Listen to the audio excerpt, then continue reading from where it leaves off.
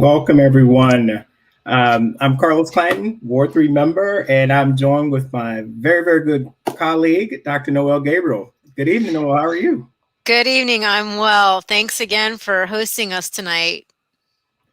Glad to do so. We have a lot. We have a very action-packed, informational, and we're looking forward to your conversation, your questions, and being able to answer those and address them. And so, as you all know, the school board met yesterday in our business meeting. We had a work session, as well as let me stop this before I even get any further here.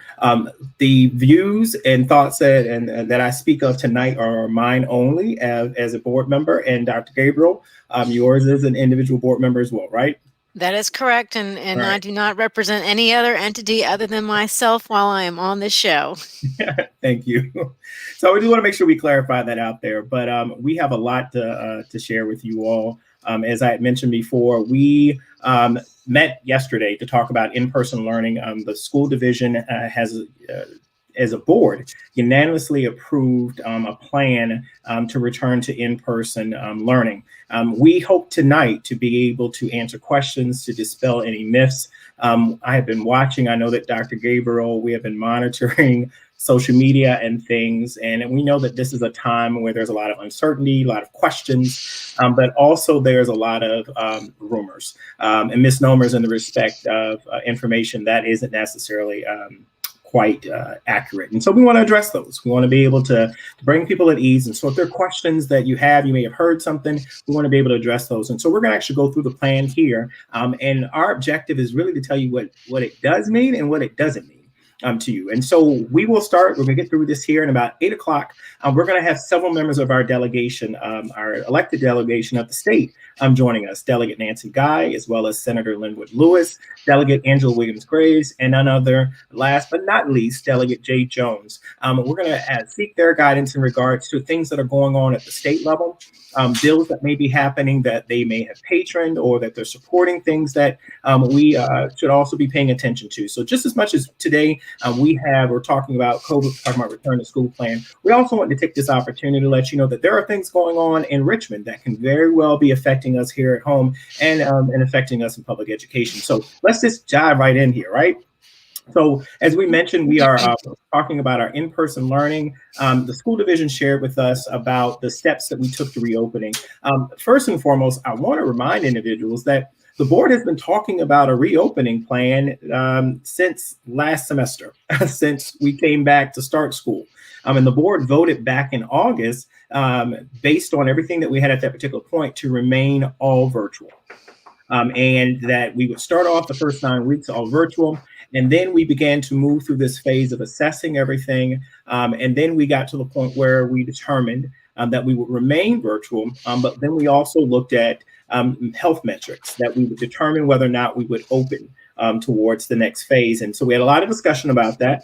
And so we came back to also revisit in that second phase of discussion, and that was to move that from the green, which was 5% or below for 14 days, to a moderate, which was 8% or below for 14 days. And so as a result, now we are here in 2021. The governor at a press conference in, I think it was February 4th or 5th, Governor Northam announced at that particular point a directive or direction to the local school divisions in the Commonwealth to begin to have some type of in-person instruction in place by March 15th. And so this is where we are today.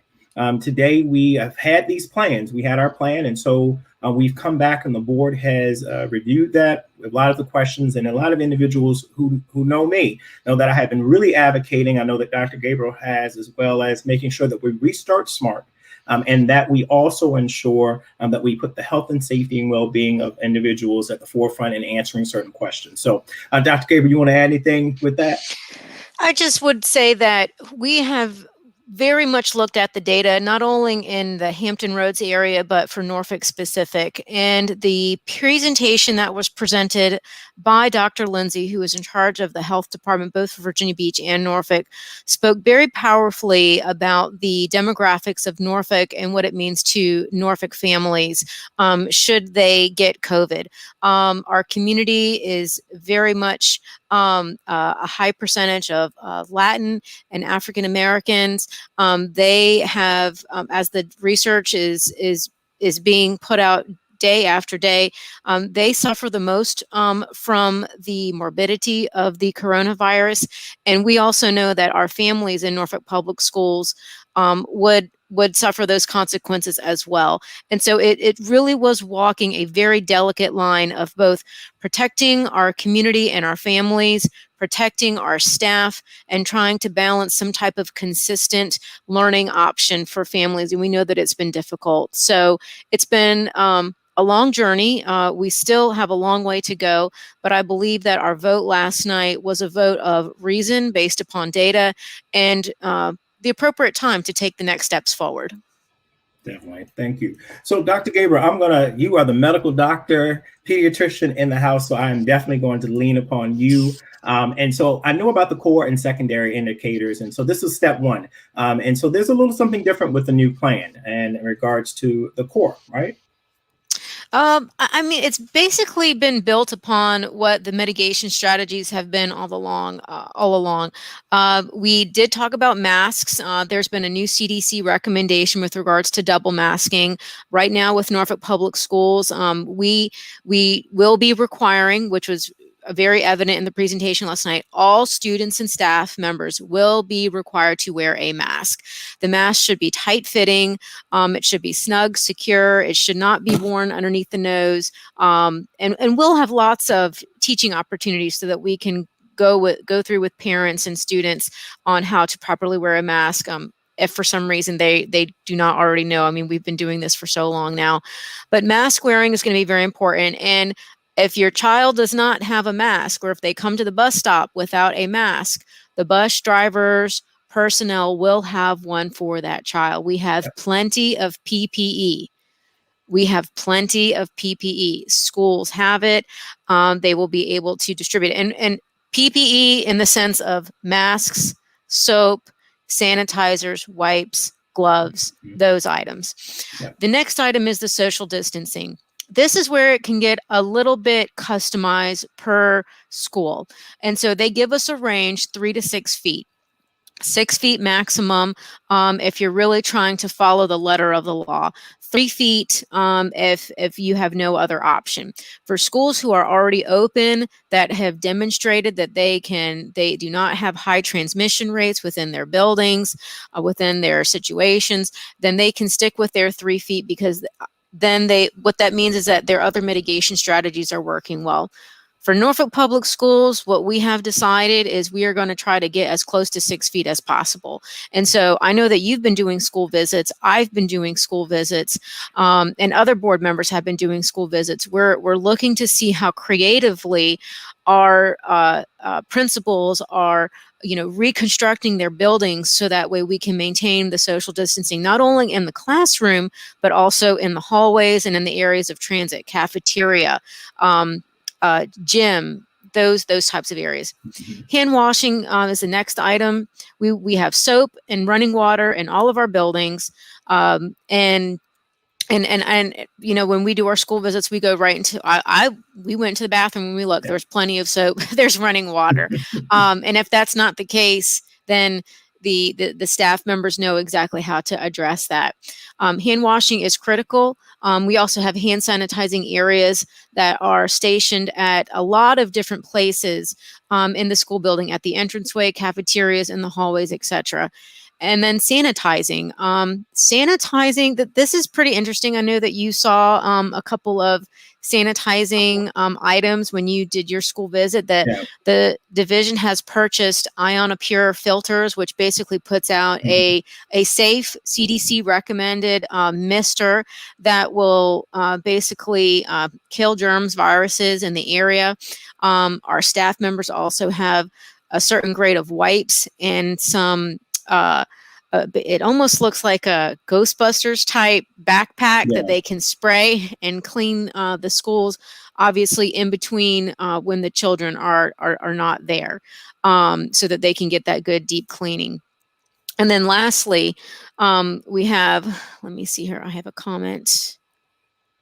child. Yeah, Let me I see see here. one that's down there. Someone's asked, can we confirm that there are child-sized masks in the school? And yes, I can confirm that.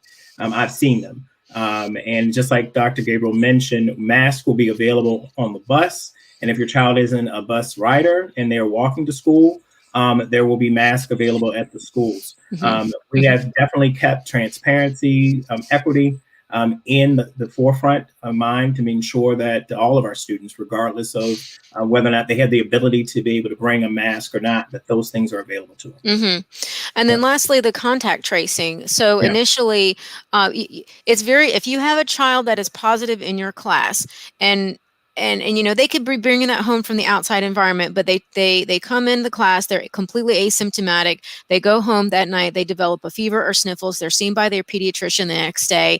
The pediatrician does the nasal test. It comes back positive. So then what happens is a chain of events, and it goes back to the school. And then what we have to do is we have to have contact tracers, which now every single one of our nursing staff members, of which this is a very proud point for Norfolk Public Schools, all of our nurses are registered nurses. That's different from a lot of our other surrounding school divisions, but we have definitely made the investment in making sure that we have registered nurses in all of our buildings. But either way, our registered nurses will be the lead members in doing the contact tracing. And so if you put all of those things together, that is what makes school a safe place for children to come, for teachers to be.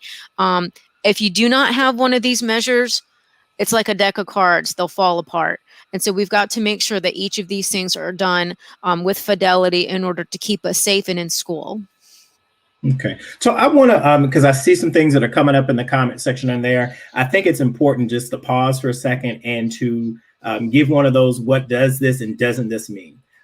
So you hear, I've heard children are coming back to school on March 1st. No, they're not. Children are not coming back to school on March 1st. Our elementary, and we'll talk about that.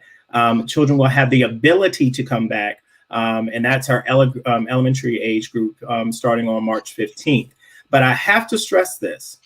Parents, and I have said this, and I've asked these questions in our meetings, you have the choice about whether or not your child comes back to school in person or remains virtually. I repeat, you have the choice about whether or not your child comes back in person or remains virtually. And this is important to stress here, because I've heard a whole lot of stuff, you know, what about the safety? And, you know, we're telling you about the mitigation strategies, but parents, if you feel that I don't feel that it's safe enough for my child to come back in person, you have that choice to keep your child virtually. This is why we established the Virtual Scholars Academy. And so if you didn't sign up for the Virtual Scholars Academy, you can still opt into the Virtual Scholars Academy. You can contact your school principal and say, hey, we didn't sign up. I know that we've been all virtual, but my child is not a part of the academy. However, I would like for them to move into the Virtual Scholars Academy, and you can do so. So I'd really like to tap that down there and to really target on that particular issue, because I think it's one that's really been perpetuated, that we're forcing all of our kids to go. We're not. What has happened, that I do want to stress, is that for almost a year, our children have not had a choice to actually have some in-person learning. And we do have children who are struggling. We have some who really need this in-person ability to be able to have some instruction to take place. But we also have children who are thriving in the virtual environment. What this decision that the board did yesterday actually gives a choice, gives you as the parent a choice to make the determination whether or not you want your child to remain virtual or to now receive some sort of in-person instruction. And we're going to talk about the phase in a little bit later. So I hope that answers that. I don't know, Dr. Gabriel, you want to add anything to that one, but I think that's important. Yeah, and I would say that the way that we arrived at the hybrid model, because there were many different scenarios that were tossed around. I know that Dr. Birdsong reached out to many different school divisions to look at best practices. And for us, because we do want to maintain that 6-foot distancing, the hybrid model is the way that we could do that. And if we brought every single child that wanted to return back, we would be in a very difficult situation with keeping the 6-foot distance. We would be in a difficult situation keeping 3-foot distance, to be honest with you. I've done at many school visits so far, and I've really taken a look at the classrooms. There's no way that we could do that safely. And again, if we can't do one of the 5 mitigation strategies, we are not doing our job with protecting our children or our staff. So, and I want to pause it because I see a question here about staff and vaccinations. And I noticed, on the last page, we talked about the mitigation strategy, and it didn't mention vaccinations. So can you speak to that, Dr. Gabriel? Sure. Let's do that. So right now what we have 2 vaccines that are authorized. We have the Pfizer and the Moderna. Both are a brand new type of vaccine, and they are being authorized right now for all Norfolk Public School staff members. And I have to commend the city and the health department and our school division because they prioritized our teaching staff. They opened up the Macy's building for 3 days for any teaching staff that responded to the emails and who registered. They got a time, and they were able to go and get their vaccine. So the vaccine is done in 2 parts. The first dose was given sometime around the 1st, 2nd, or the 3rd of February, I believe. And then the second vaccine will be given around March 1st, 2nd, or 3rd. They have to be about 4 weeks spread out. The key is you are vaccinated, you build up an immune system to the virus after you've had the second dose. I have colleagues at the hospital that got the first vaccine and they still caught the coronavirus.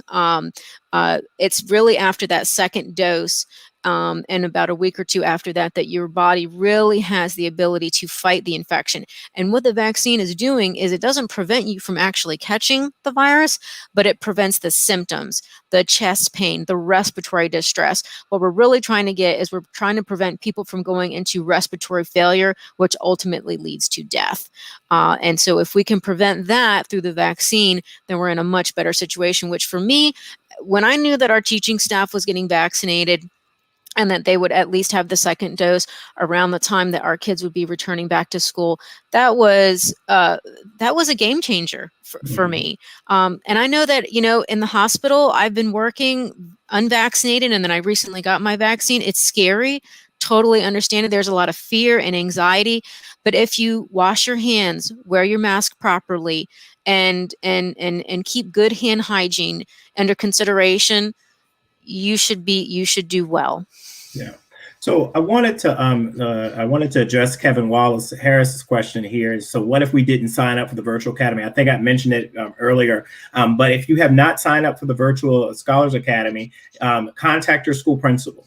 Let your school principal know that you'd like to have your child or children enrolled in this in the Virtual Scholars Academy, and they can do so.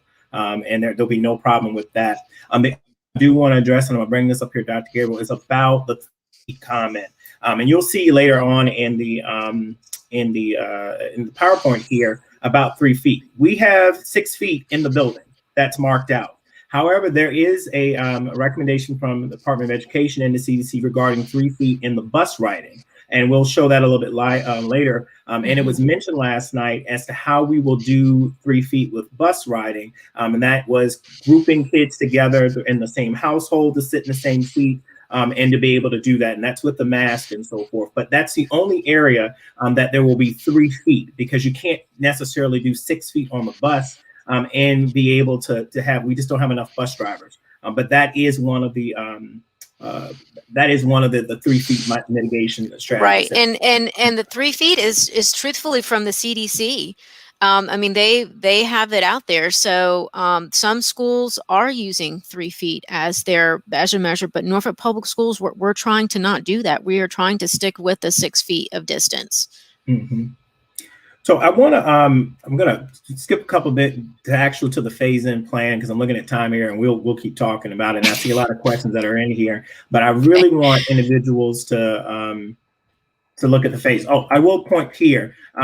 Our colleague, Tanya Bassine, made a motion. I supported, I know you did as well. We've instructed the superintendent to create a new dashboard that will, again, create greater transparency so that as parents at your particular school, you'll be able to see air quality, any of the things that we've done as far as mitigation to support the efforts, and also if there's been any positive cases at that particular school site. And so we'll be seeing that information soon as well.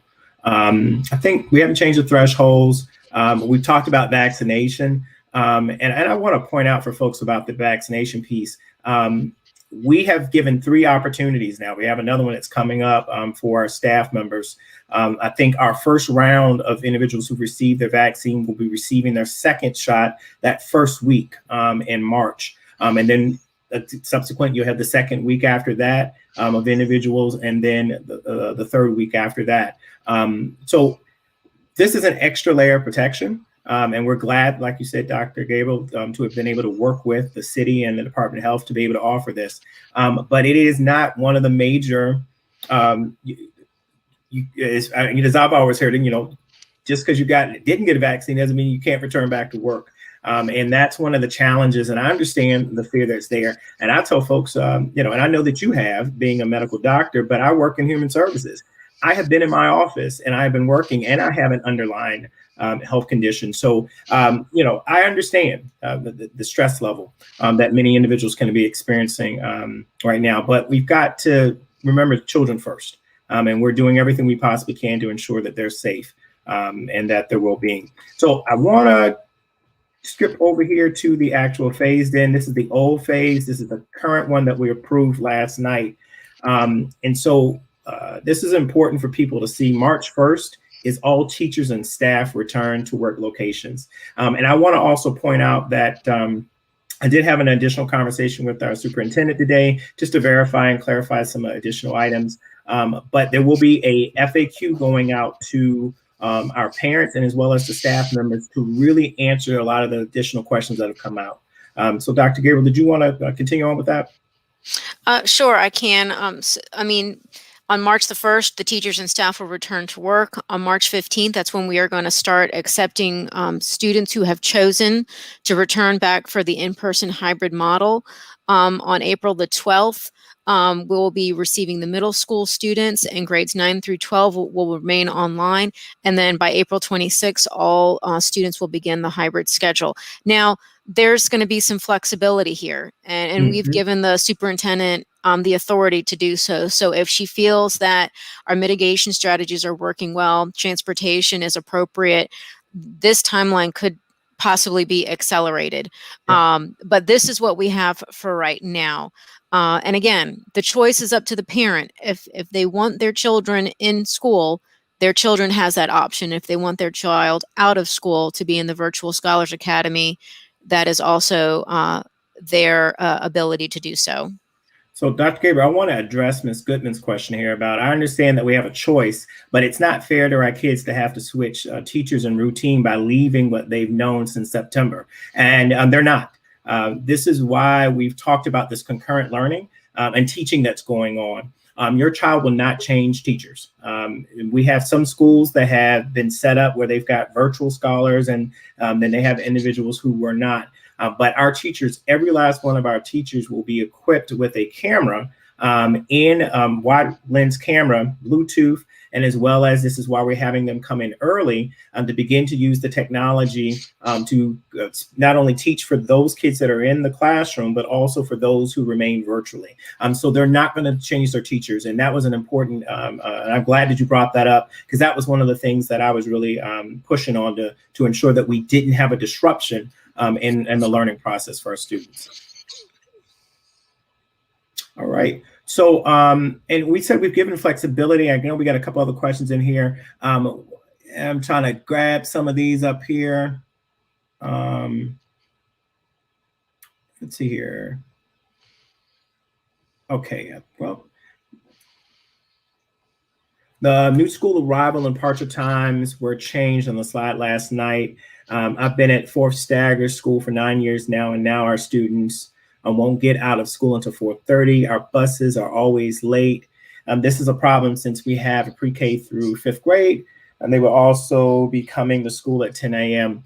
Yes, we have to change some of the staggers, because if you even look at, we're having to reduce the bus sizes.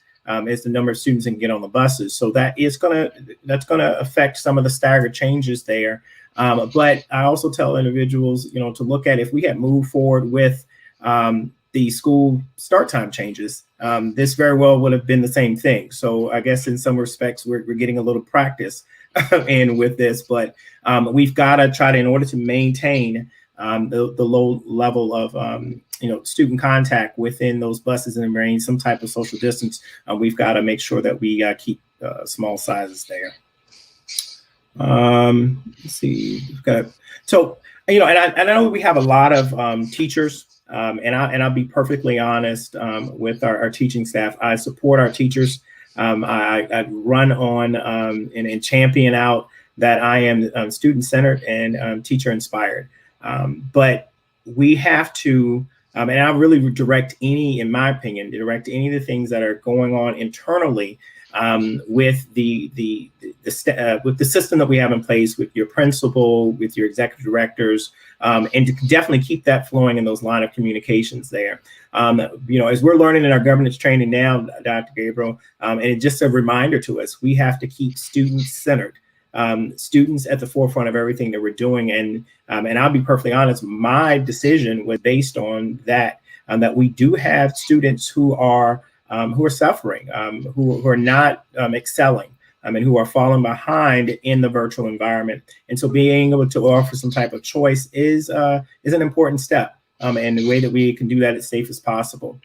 Anything you want to add on that one, Dr. Gabriel? I share the concern that our teaching staff has with regards to going into the hybrid model, using the cameras.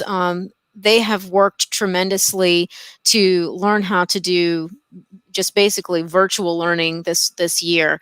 And I would just say that even myself as a healthcare provider, we experienced a lot of the same concerns and issues. How do we do telemedicine online? How do we properly mask and gown up when we're doing patient encounters? How can we navigate through what we're about to do?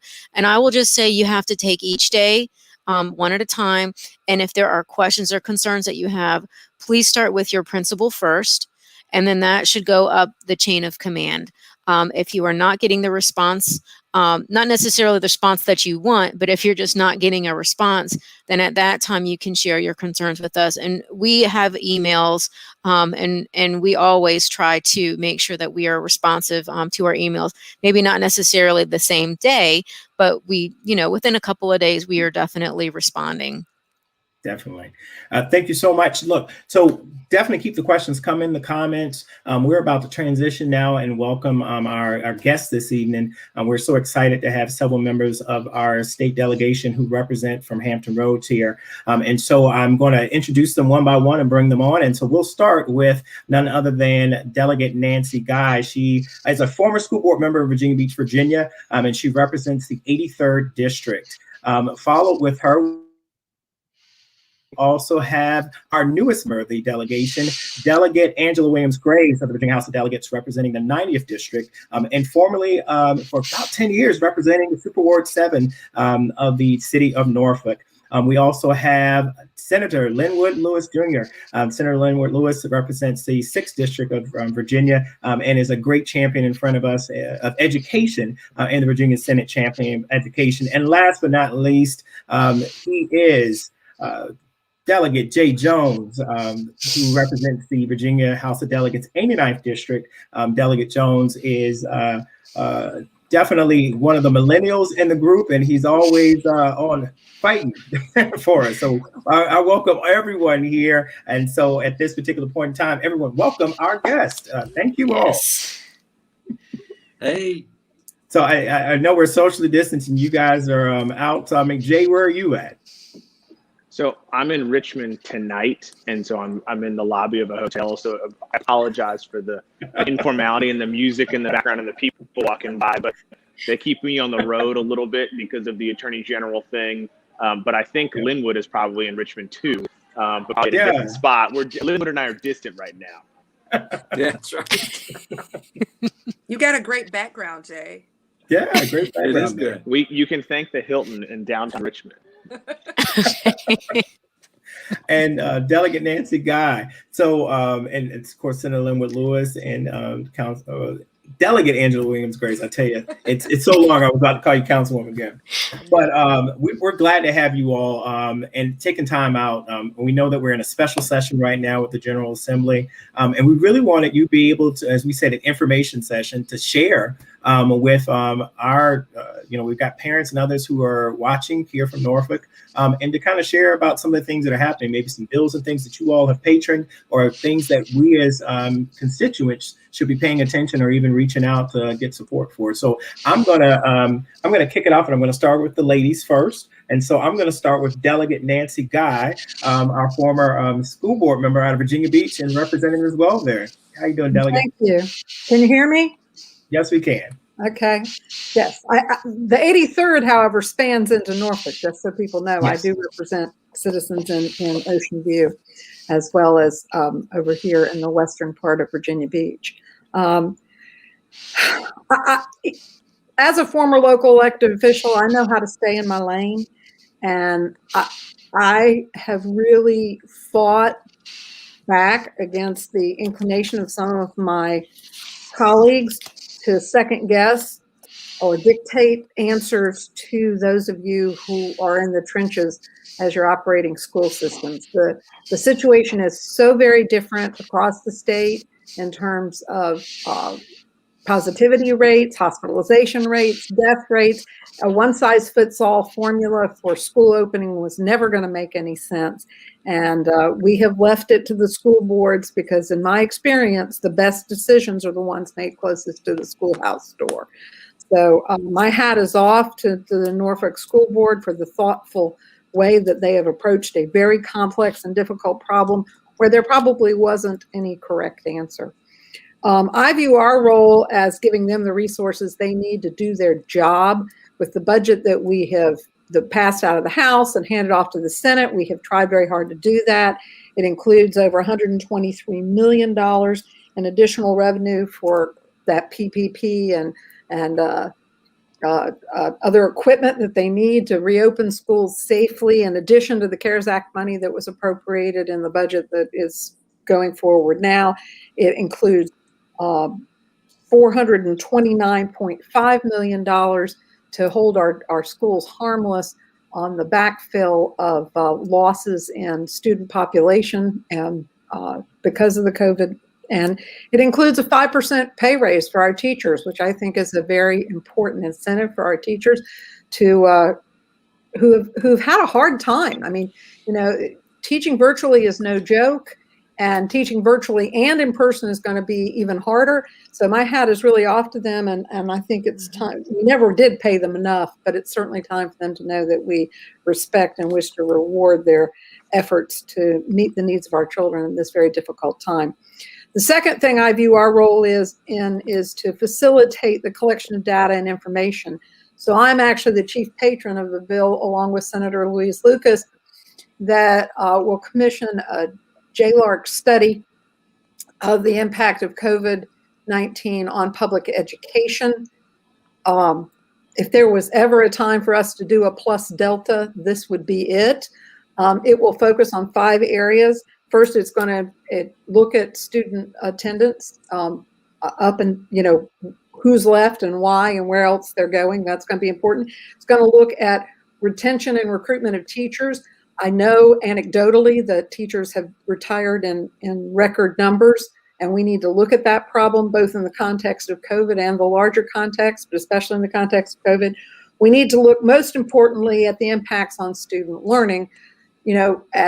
As both Carlos and Noelle have said, some students have thrived in this environment, especially secondary education students, and we need to look at those impacts and see how we can utilize that information to do things better moving forward as we meet those needs.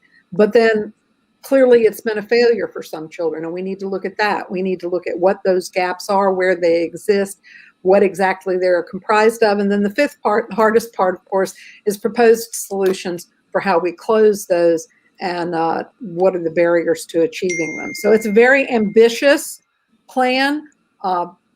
Studies, I find out, are kind of like cage combat in the General Assembly, because it's not just that you have a good idea, you have to have the best idea, because JLARC only does 5 studies a year. Mine did pass out of the House and is on to the Senate, where I am told that having Louise Lucas as my co-patron is going to help its chances of hitting the governor's desk. So that's what I have to say about what we've been doing. Thank you so much, Carlos and Noelle, for putting this on. Thank you for your service and at the front line.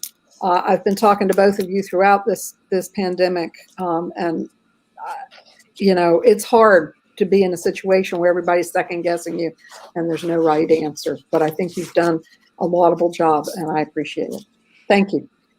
So we've got, and I'll throw this out. I'll come back to these questions. You guys keep flooding them in there. I'm going to allow Senator Linwood Lewis. I'm going to bring him over to talk about some of the things that he's been doing and on behalf of education and just in general in the state Senate. Sure. Thanks, Carlos. It's great to be with you all. Thanks. As Nancy said, thanks to you all for putting this together, and thanks for trying to shepherd our K-12 system through this incredibly difficult time. Nancy hit on a lot of items, particularly the budget. That's the most important thing we do. We obviously got some good news a couple days ago, and the governor revealed that revenue projections are up another $730 million. Hard to believe.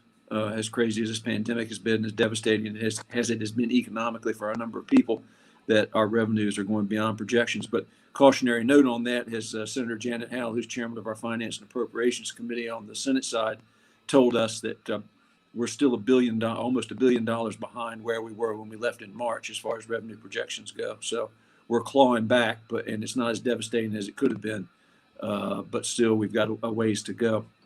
A couple things I've been involved with, in particular, something that I know the Norfolk School Board's been championing for a number of years, and I've carried it a couple of years. We finally got it across the finish line, or almost across the finish line. I'm in House Rules tomorrow morning with it, and that's the JLARC study, the resolution for a study of the true cost of K-12 public education, what it costs to actually fund SOLs, and the true cost of an education, as well as the state's role, which will, I think we all know, disclose what we all already know, and that is the state has been a terrible partner for K-12 public education over the last few decades. And so hopefully that's going to give us a roadmap ahead about where we need to go and what we need to do to catch up. I will say that, as Nancy indicated, the Joint Legislative and Audit Review Commission, which does these studies, is oversubscribed. So it will likely be 2022 before this study is undertaken by JLARC, but still we got it through.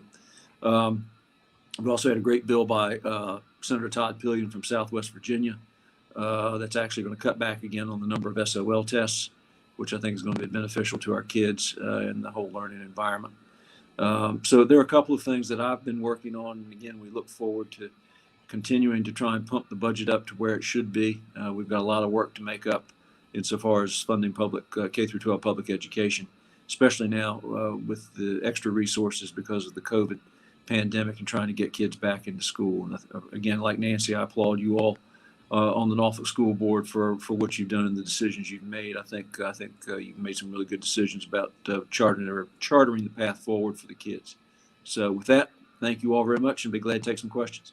All right, appreciate it. I'm gonna get through our last two delegates here, and then I see you all are putting the questions in the comment section, and I'll bring those up here. So I'm gonna do a little seniority here. So I'm gonna kick over to Delegate Jay Jones, and you're up next. Well, look, thank you, Carlos, and it's good to see you and Noelle. And I did pump my fist because now Angela's here, which means I'm not the least junior person in the house. So that's good. Can I get to speak first?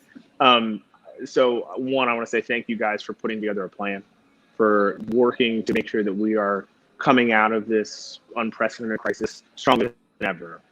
As a member of the Appropriations Committee and the K-12 Subcommittee, I'm acutely aware of all of the issues that relate to funding, but that existed before this pandemic and exist now. And so I can tell you that everybody wants something. And I have listened, especially to Lynn over the course of several years, said, look, everything costs somebody something. And so there are so many demands on the school systems from the local level and from the state level that it's almost overwhelming. I think what you will see in the sort of ultimate sort of resolution of the budget process, we're sending that thing to conference here pretty soon, is that it's going to be a strong budget for our K-12 sort of systems throughout the state. I was actually just with the chair of appropriations, Lou Torian, and we were talking about some of these issues that we faced because we've really put K-12 at the forefront. And so we've had a lot of proposals, we've had a lot of issues that have come up, but we do think that we're trying to put ourselves in a place where we can come out of this and really, finish this school year strong and then head into the next couple of school years and making sure that no child is left behind. I think what has become very, very apparent to us is that virtual learning has impacted different students and different communities very, very differently. And we want to make sure that every child, no matter where you live, whether you're in Southwest Virginia, whether you're in Norfolk, Virginia, whether you're in Northern Virginia, Central Virginia, that child is not going to feel as if they have been left behind because of COVID. And figuring that out has been no easy task.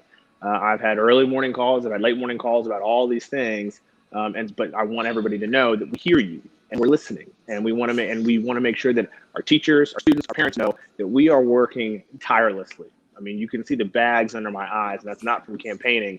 That's from working in the legislature to make sure that we have a budget that's going to be able to put us in a position to be resilient, to be strong.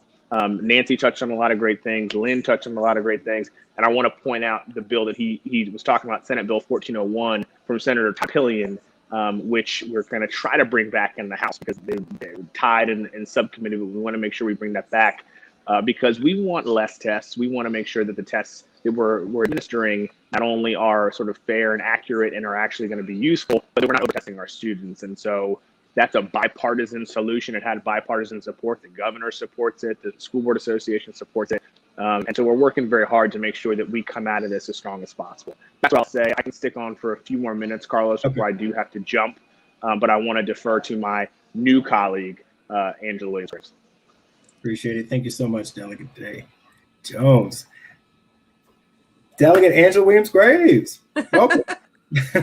So thank you so much, Carlos, for again for putting on this event and for all that you do to help keep the citizens not only in Ward 3 informed, but throughout the entire city. So thank you, Carlos, and to Dr. Gabriel. Thank you so much for all that you do. I really do lean on your opinions for various reasons, but Dr. Gabriel, because you're around little people all the time. And so I know that, when it comes to health and well-being of little people, you are, you're definitely, you have your finger on the pulse. I too, like Jay, have bags under my eyes, but I have the benefit of concealer. So you don't get to see mine. One of the things that I have been very concerned about since the whole COVID pandemic was the education of our children. And the reason why I've been so concerned about that is because I know my personal experience was not great with virtual learning. I taught myself into a couple of online classes only to withdraw as an adult at Tidewater Community College. And then I taught myself into it again at Old Dominion. And so if it didn't work for me as an adult, I know that there are children who it's not working for, who have attention spans that are, probably not as solidified as mine probably should have been.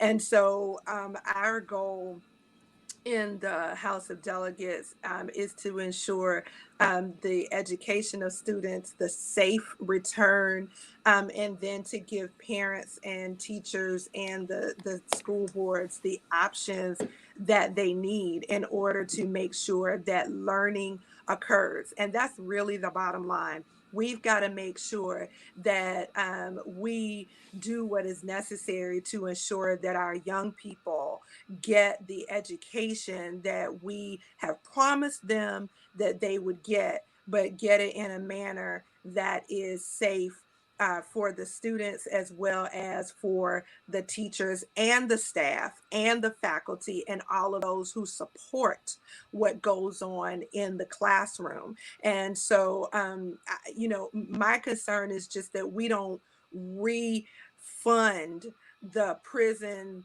the school to prison pipeline, right? Because what is that? The narrative is, if we don't know if a child is not on grade level by grade 3, that they're just doomed to have all kinds of problems. And so we know that, there were second graders and first graders and third graders on March the 12th that weren't where they needed to be. And so we need to definitely make sure that we have the resources for our school boards and teachers and those support staff members to be able to get our children on grade level with regard to reading, so that they can not only survive this pandemic and this unique learning environment, but that they can thrive going forward. And this will just be probably a bad nightmare for them, and they will still be able to go on and do great things because we provided the resources that our schools needed.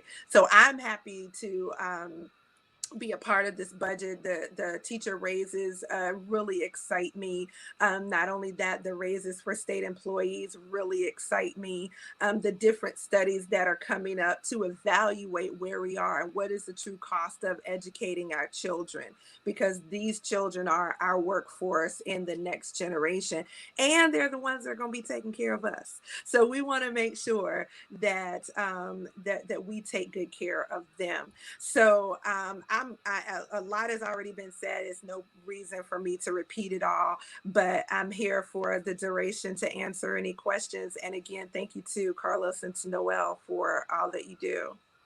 Thank you so much. And so I'm going to bring us here to this view here. We have a lot of questions that have been coming into the comments chat. And I'm going to start with the first question I see here. This is no stranger to any of us. And that is former Councilman Randy Wright. He has a question. Are we any closer to additional school construction funds? I want to know. So I'll start on that one because I sit on these committees and appropriations and we hear the stuff. So Randy, I will tell you, that's a great question. The answer is not right now.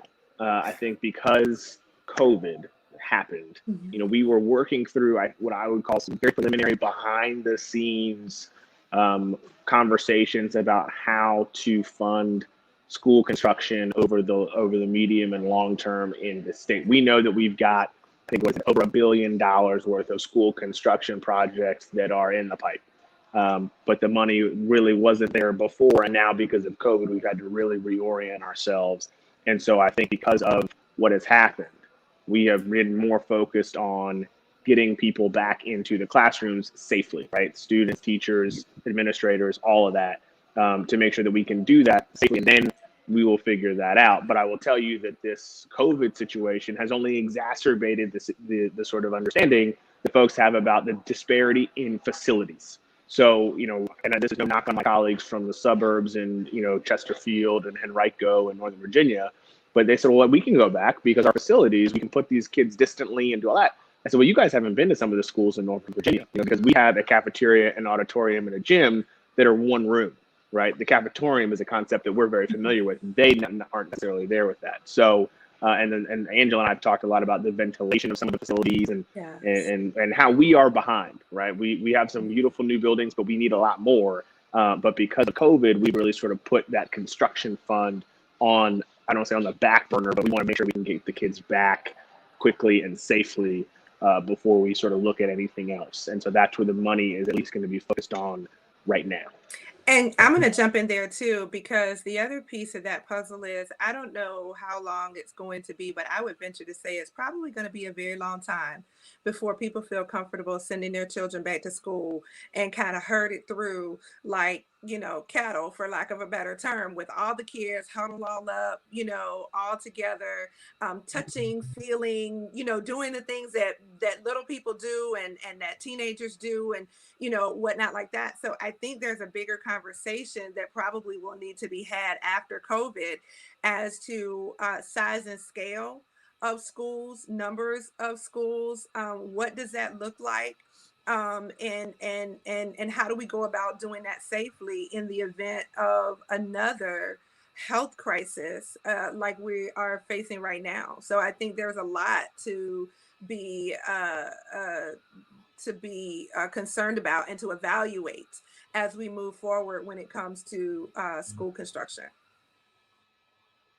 Great, thank you. We've got another question here from David Brenner to the delegates. And will there be any monies increased for janitorial staffs, as they will have an increased cleaning protocols during and after school? And that's one of the questions I have in respect, because I know with the governor's recommendation for us to open back up, where we're going to have any additional state funding. I know we've got CARES Act that's working, and there's a bill that's working through Congress now, but this is a good question. Will we have any additional, I guess, hazard pay or whatever else may be to support these janitorial staffs? Do I need to take this again as a money guy? Yeah, you're an You're the money guy. We'll let you be the money. Okay. So David, I will say this. We are obviously very dependent on the CARES Act money as well, that's coming down, but we on the Appropriations Committee on the House side are very cognizant that money is not unlimited and that money is finite. And so, yes, there are going to be increased costs as it relates to spraying and it relates to disinfecting and ventilation and all that. We're trying to figure out a way to work all of that in. But I want to point out something that I think is really important. I had a bill during special session that actually was ultimately killed, that would have allowed for school board employees and teachers, and so the school board employees includes the janitorial staff and the nurses and all that, to provide them workers' compensation if they contract COVID in the line of duty.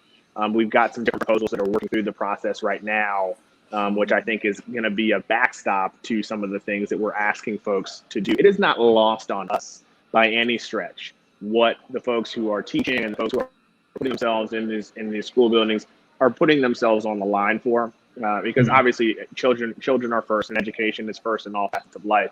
But there are people who have to make the trains run on time, who've got to put themselves in these positions where they may in fact contract COVID in the line of duty. And so we wanted them to be able to recover if that was the case. Obviously, that's an expensive proposition in and of itself. We're trying to figure out the best way forward on that. So I liken all of these issues that we're looking at to a dam with 15 or 16 holes, and we only have 10 or 12 fingers to sort of plug these things. So we've got to sort of triage and make these priorities. We've got to make tough choices. And being on the Appropriations Committee now, I see behind the curtain how difficult it can be, because what is really important to us in Norfolk might not necessarily be as important to folks across the state, and we all have competing interests. And we've got and it's a balancing act, because the budget that we put together that Lynn and Nancy and Angela and I will all vote on isn't just for the city of Norfolk as much as we would like for it to be. It's for the entire Commonwealth. And so there's a lot more that goes into that than I think some of us often think about, because what we see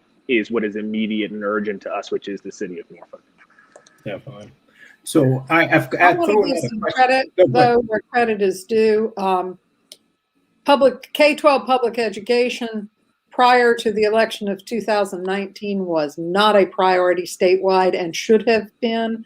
I think Senator Lucas alluded to that, especially after the last recession.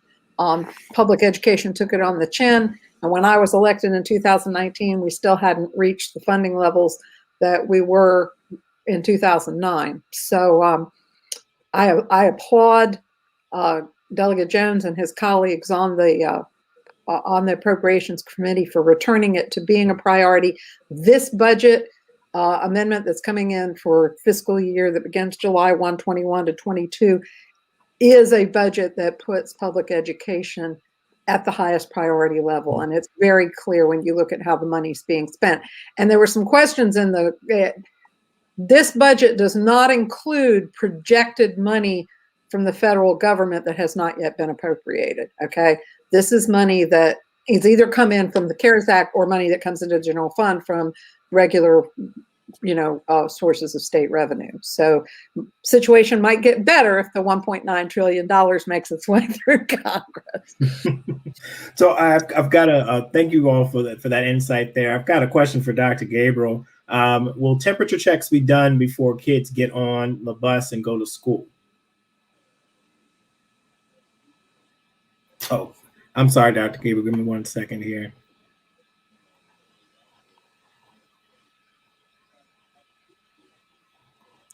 There you go. Okay. No, temperature checks will not be done before students get on a bus or before they come in the building. It would take a lot of time in order to do that, and the temperature checks are not always accurate. The best way that teachers, and they will be trained by nurses in order to recognize the symptoms to look out for, it's going to be to recognize those symptoms. Now, there are some classrooms, such as the self-contained classrooms, which I'm going to have to refer back to Dr. Birdsong about whether or not they will be doing temperature checks, because those children may not be able to verbalize if they're not feeling well. However, no, we have not adopted any type of policy or directed the superintendent to do temperature checks before children get on the bus.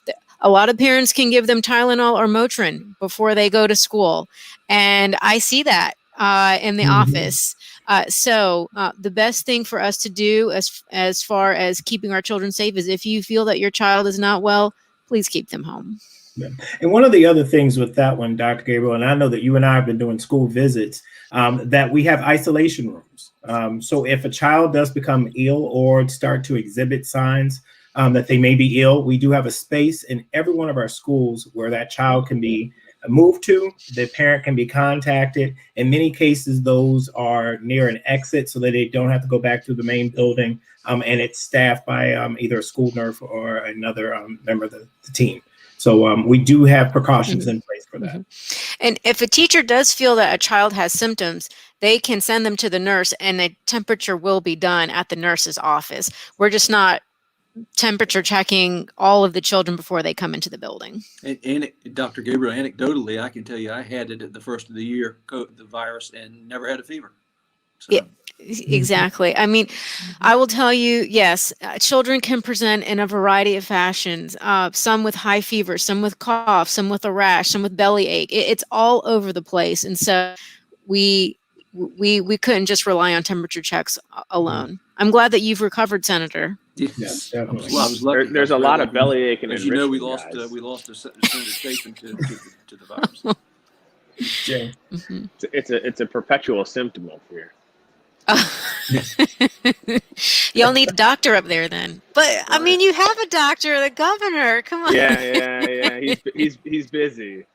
He is. I think that's one of the is. reasons that why our state has done so well is because we do have a doctor that understands all the medical protocols and all of the uncertainty of this virus. And while it has been extremely difficult, and I want to express, to the parents and teachers that are listening, that we understand it has been extremely difficult for you as parents, as teachers, and then with the students. But having a doctor as our governor I believe that has been an incredible blessing to the Commonwealth of Virginia. And while our numbers are not perfect, I think it is the reason why, they're not off the charts and out of control like some other states have been. Yeah, I was just reading some of the other questions here, but we try to keep everything within an hour here, and I appreciate you all hopping on. So what I would like to do at this particular point is allow for any closing comments or anything that you all like to offer. And keep the conversations going. I'll be replying in the comment section. I know that Dr. Gabriel has those as well. And we're going to continue to have these conversations. Dr. Gabriel and myself have had, I do my kind of my Ward 3 update, but we've enjoyed doing these collaboration with one another to really be able to bring issues forward. And I think, Noelle, if you can remind me, what did we say our next topic was going to be for everybody? We were going to try to bring in a couple of school principals and some school nurses, perhaps even some counselors, in to have a Q&A discussion. Yeah. Again, going back to boots on the ground. Definitely.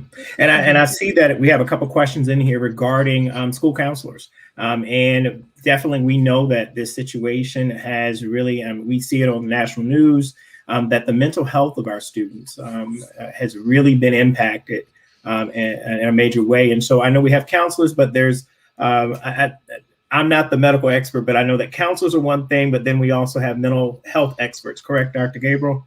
Correct, right. Our school counselors are very different than the mental health counselors. And I will have to commend our guest tonight, our delegates, our Senator Lewis, for supporting counselors and mental health providers in the budget as well. There is a program that you all support, the Virginia Mental Health Action Program, that gives pediatricians access to a psychiatrist on the phone, because we have such a shortage here in our state. And while schools are trying to balance both academic needs as well as social emotional needs, us as pediatricians, we're having to also take on the extra burdens of providing mental health as well, which we don't have a problem with. But thank you all for supporting and funding those programs so that the children can get the services that they need. I also wanted to draw attention to the fact that we did the House budget. And again, I haven't looked at the Senate budget yet. Senator Lewis did fully fund the reduced ratios for staffing of guidance counselors. Guidance counselors. Mm-hmm. Yeah, I'm not sure where we are on that on the Senate side. Which is, Okay. it isn't a cure-all, but it's certainly a step in the right direction. Mm-hmm. And that was a request. It was a request from many of our guidance counselors. Definitely. All right. All right. So, like I said, we try to keep within an hour there. I definitely appreciate you all coming in. We will do some more of these. Hope maybe we'll have another once the session's finished. We'll do some check-ins, as Dr. Gabriel has mentioned. We do look forward to having some teachers and parents and others to share their experiences here. And again, I see things in the comment section there. Folks, I only have a certain amount of time. And if it's a comment versus a question, I'm typically not going to put a comment up. I want questions to ask in there. So I apologize for some folks that certain things didn't get, addressed there. But we'll definitely keep coming back. And so forth there. And if you are a teacher in Norfolk Public Schools, first and foremost, we thank you. And we have been putting you all at the forefront. I know that Dr. Gabriel and myself really championed to keep our schools closed until we felt that it was safe to do so. As you all know, that many other divisions around us had opened, and we did not want a yo-yo effect of in and out and so forth. And so we've learned a lot. We were following the guidance and we're following the science to ensure that we provide an environment that's safe for those individuals who would like to have an in-person learning experience, but also for those who want to maintain virtually. I appreciate all of those who are with us this evening and what you're doing at the state level to champion public education. As you know, funding is a major issue there. I know some people have talked about, raises and so forth. But when we even look at where we were a couple months ago, not even a whole year, when we were going into this pandemic and we were shutting down things, and it looked like we were going to lose so much funding in the fourth quarter of the fiscal year, and to be able to rebound and be able to put some of those things in there. Delegate Guy, you mentioned that there is a new commitment to public education, and each and every one of you are part of that puzzle. And so we appreciate you, and we thank you for being great advocates and supporters for us, and we look forward to having you all back. And so with that, if there's anybody else, we do have a person up here. I know it's during the session time, so there are petitions and everything for other people who are running for stuff. So go and support our local. Yes. He can't say it, but I can. So absolutely do it. All right, everybody. Thank you. Continue to reach out to us. And again, thank you guys. Have a great night.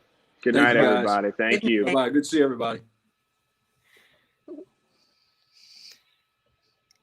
All right. Yep. Carlos.